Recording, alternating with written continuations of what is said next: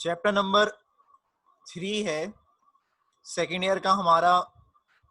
Chapter का नाम था कोऑर्डिनेशन एंड कंट्रोल। इसका ये टॉपिक है रिस्पॉन्सेज ऑफ प्लांट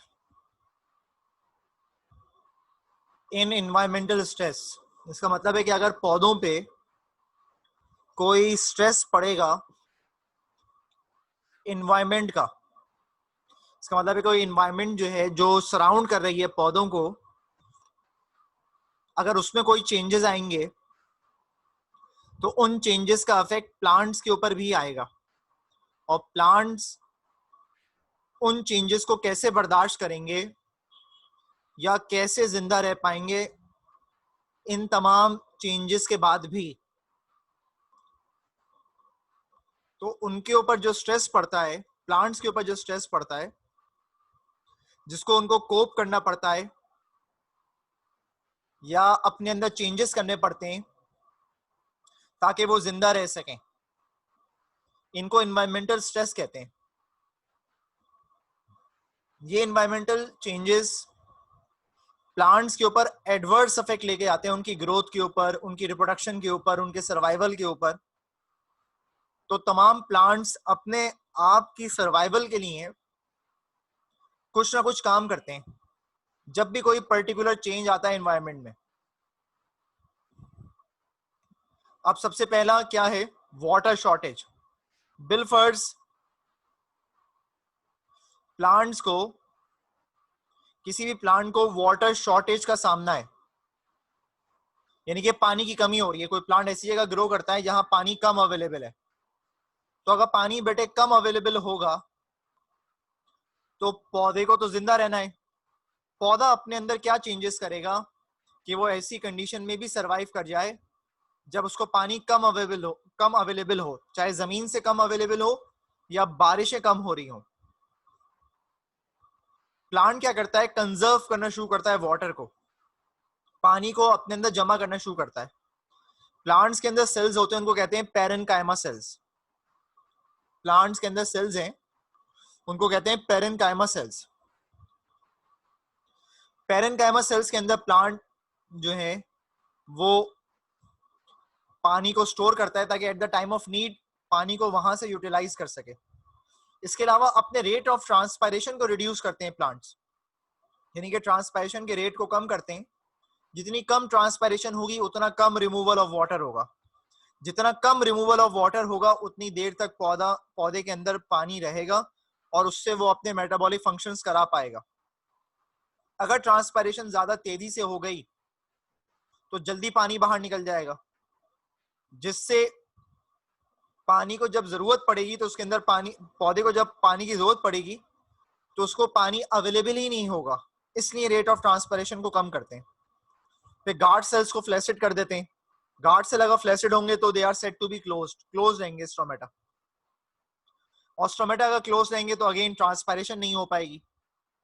इसी तरीके से ये एक हार्मोन बनाते हैं पौधे, उसका नाम है एप्सिक एसिड। जी मैंने आपको पिछली क्लास में पढ़ा दिया था प्लांट हार्मोन्स के अंदर।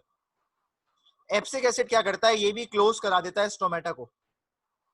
और जब स्टोमेटा ही क्लोज हो जाते हैं तो बेटे ट्रांसपायरेशन ही नहीं होती, यानी कि पौधे के अंदर ही पानी जमा हुआ रहता है, उससे निकलता नहीं है बाहर। फिर ये डेवलप करते हैं डीप वर्टिकल रूट्स, ज्यादा गहरी जड़ें डेवलप करते हैं। और ये डेवलप करते हैं हॉरिजॉन्टल रूट्स। हॉरिजॉन्टल रूट्स भी डेवलप करते हैं और वर्टिकल रूट्स भी डेवलप करते हैं। हॉरिजॉन्टल रूट्स वो होती हैं जो जमीन से निकल के ऊपर आ जाती हैं, सुपरफिशियल रूट्स। और डीप वर्टिकल रूट्स वो होती हैं जो ज्यादा गहरी जड़ें होती हैं कि अगर जमीन में कहीं पानी अवेलेबल है तो वहां से एब्जॉर्ब कर लें। और हॉरिजॉन्टल रूट्स जो हैं वो हॉरिजॉन्टली रन करती हैं। और सुपरफिशियल रूट्स जमीन से निकल के ऊपर आ जाती हैं ताकि अगर बारिश हो या जमीन के ऊपर पानी अवेलेबल हो तो वहां से पानी को एब्जॉर्ब कर लें, या हवा में जो वेपर्स हैं उनको एब्जॉर्ब कर लें। ये जो डीप वर्टिकल रूट्स हैं, जो डीप रूट्स हैं, वो एकासिया एक पौधा है, एक डेट पाम पौधा है, उनमें डेवलप होते हैं। और जो दूसरे पौधे हैं जो हॉरिजॉन्टल रूट्स बनाते हैं, वो कैक्टस वगैरह बनाते हैं हॉरिजॉन्टल रूट्स। इसके अलावा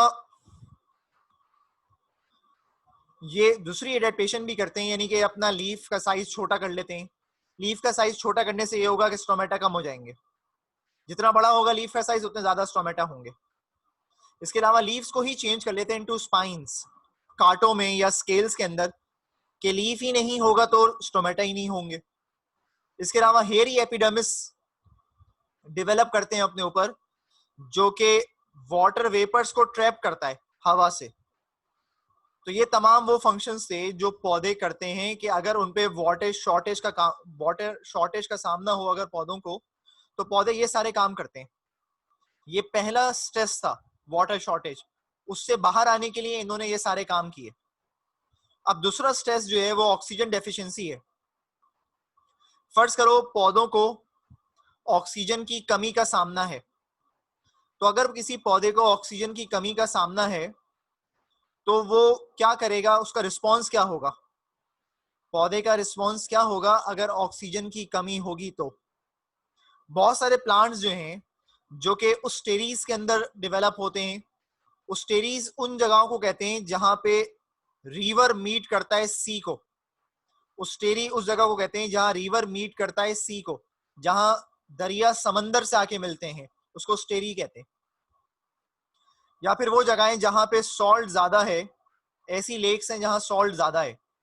तो इन दो जगहों पे ऑक्सीजन की कमी है और पौधे डेवलप हो रहे हैं वहां पे, तो वो पौधे क्या करते हैं, वो जड़ें डेवलप करते हैं स्पेशल तरह की, उनको कहते हैं रिस्पायरेटरी रूट्स, या उनको कहते हैं नीमेटोफोर्ट्स या नीमेटोफाइट्स।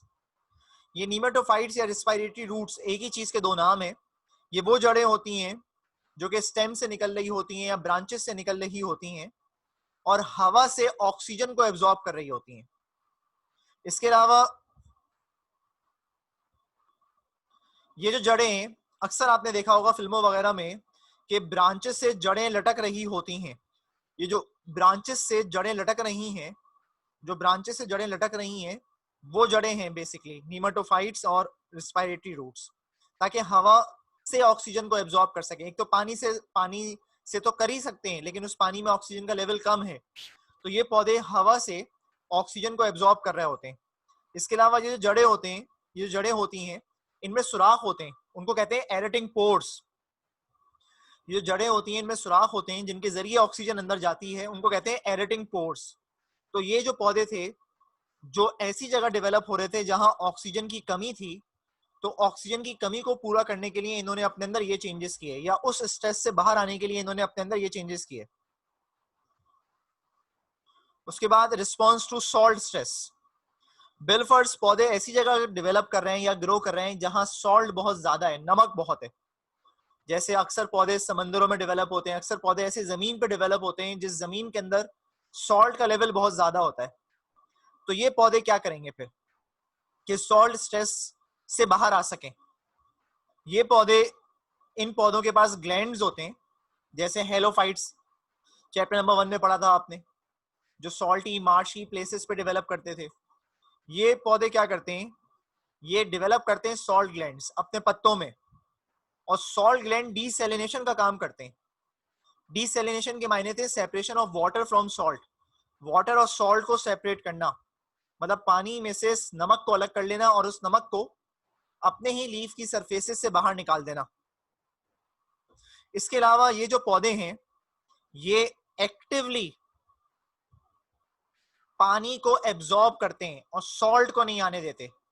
ये पौधे क्या करते हैं, अपना वाटर पोटेंशियल जो है वो कम कर लेते हैं मिट्टी के मुकाबले में। तो अगर वाटर पोटेंशियल कम होगा किसी सेल का तो उसके अंदर ऑटोमेटिकली पानी आता है। वाटर पोटेंशियल में बता चुका हूं चैप्टर नंबर 1 में आपको। तो ये दो काम करते हैं, एक तो सॉल्ट ग्लैंड डेवलप करते हैं जो डिसैलिनेशन का काम करते हैं, यानी कि removal of water from salt, and they excrete this excessive salt from their leaves. इसके अलावा they lower the water potential of their cells for more uptake of water, ज्यादा अपटेक ऑफ वाटर के लिए अपना वाटर पोटेंशियल सेल्स का कम कर लेते हैं। जिस किसी सेल का वाटर पोटेंशियल कम होगा वहां पानी ऑटोमेटिकली आता है, खुद ब खुद ही आता है। फिर चौथी चीज क्या है, रिस्पॉन्स टू हीट स्ट्रेस। बिलफर्स अगर गर्मी ज्यादा है, जैसे आजकल का मौसम है, गर्मी ज्यादा है, तो अगर गर्मी ज्यादा होगी तो इनको, हमें मालूम है जितने भी प्लांट्स हैं वो प्रोटीन से मिलके बने, सारे एंजाइम्स प्रोटीन से मिलके बने।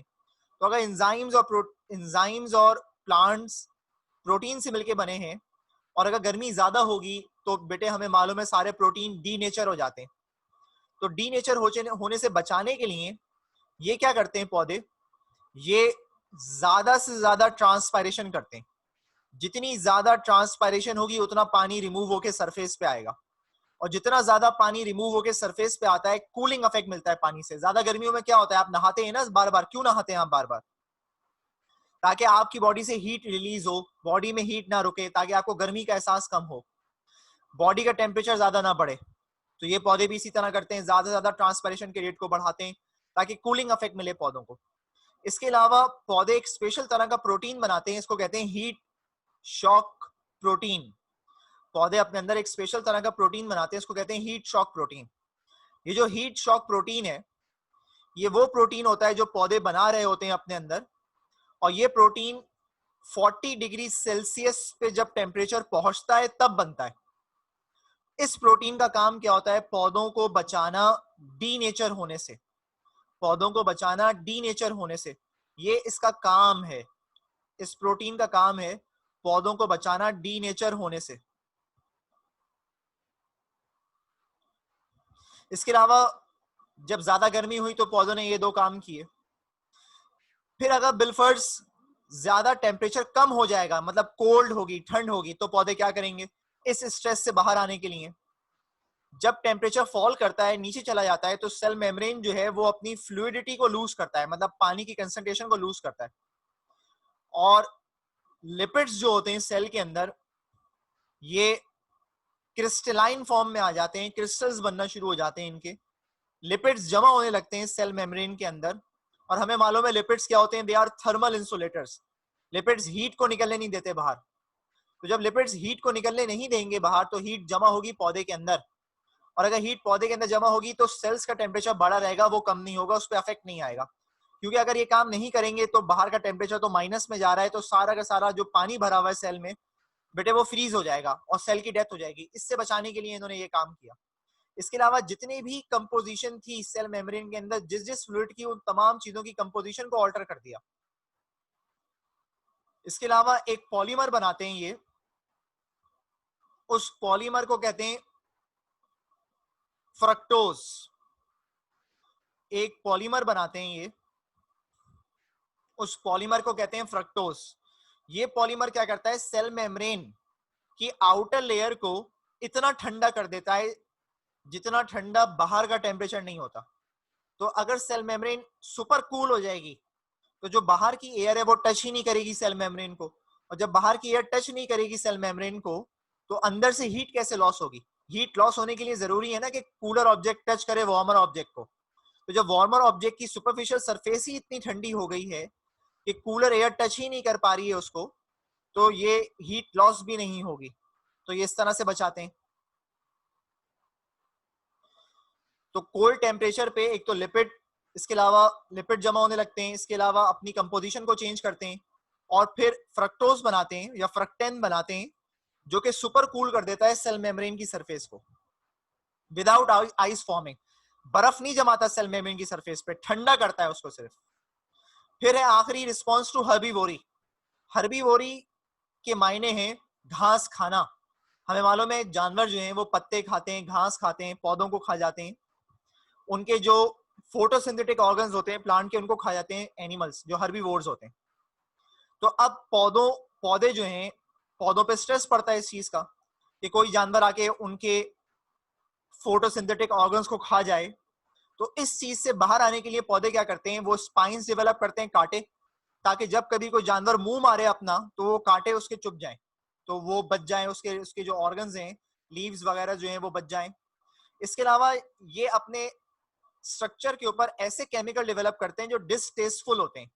डिसटेस्टफुल के मायने होते हैं कड़वे से। तो जब भी कोई जानवर मुंह मारता है तो उसको कड़वा सा लगता है, तो वो छोड़ देता है उसको। तो इस तरह से बच जाते हैं। तो रिस्पॉन्स टू हर्बीवोरी में ये दो काम करते हैं, एक तो स्पाइंस और डेवलपमेंट ऑफ डिसटेस्टफुल सब्सटेंसेस। ये था टॉपिक एनवायरमेंटल स्ट्रेस जो पौधों पे पड़ता है और पौधे उसको कैसे कोप करते हैं।